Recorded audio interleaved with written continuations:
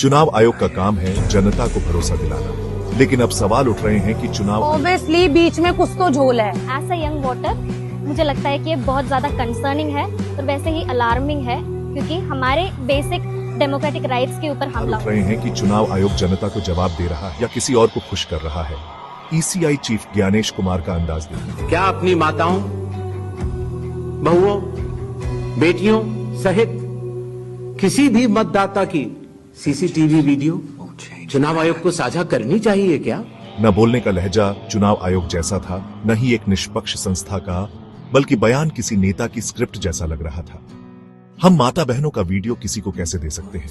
आयोग का दावा स्पेशल इंटेंसिव रिवीजन यानी SER पूरी तरह पारदर्शी है, लेकिन हकीकत यह कि बिहार में लाखों वोटर्स के नाम काट दिए गए और मामला इतना गंभीर हुआ कि सुप्रीम कोर्ट को दखल देना पड़ा और कहना पड़ा 65 लाख हटाए गए नामों की पूरी लिस्ट सार्वजनिक करो, यानी पारदर्शिता के दावे खोखले निकले।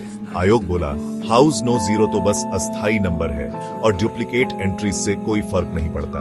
लेकिन जरा सोचिए, अगर किसी का नाम 2 जगह है और उसने चुपचाप दोनों जगह वोट डाल दिया तो पकड़ना लगभग नामुमकिन है। यही तो है गड़बड़ी का सबसे आसान रास्ता। आयोग का कहना है कि ड्राफ्ट वोटर लिस्ट पर आपत्ति दर्ज करानी चाहिए थी, लेकिन जरा सोचिए 65 लाख नाम हटाना कोई छोटी बात है? गांव-गांव, देहात में लोग ये तक नहीं जानते थे कि उनका नाम काट दिया गया। आम इंसान के लिए तो एक ही जगह है, वो है वोट। उधर भी अगर ऐसा घोटाला हो रहा है तो इसमें तो डेफिनेटली जांच होना चाहिए। जब सूचना ही समय पर नहीं मिली तो आपत्ति कौन करता? आयोग ने कहा राहुल गांधी 7 दिन में हलफनामा दें या देश से माफी मांगे। अब ये सवाल उठता है, क्या चुनाव आयोग का काम किसी नेता से भिड़ना है या फिर डेटा और फैक्ट्स जनता के सामने रखना? आयोग की भूमिका रेफरी की है, खिलाड़ी की नहीं। सुप्रीम कोर्ट का हस्तक्षेप, लाखों हटाए गए वोटर्स, गांव-गांव की शिकायतें, ये सब बताता है कि आयोग की सफाई अधूरी है और कई जगह भ्रामक भी। सवाल साफ है, क्या चुनाव आयोग लोकतंत्र की रक्षा कर रहा है या फिर सत्ता की स्क्रिप्ट पढ़ रहा है? जनता पूछ रही है, रेफरी कौन है और किसके लिए खेल रहा है?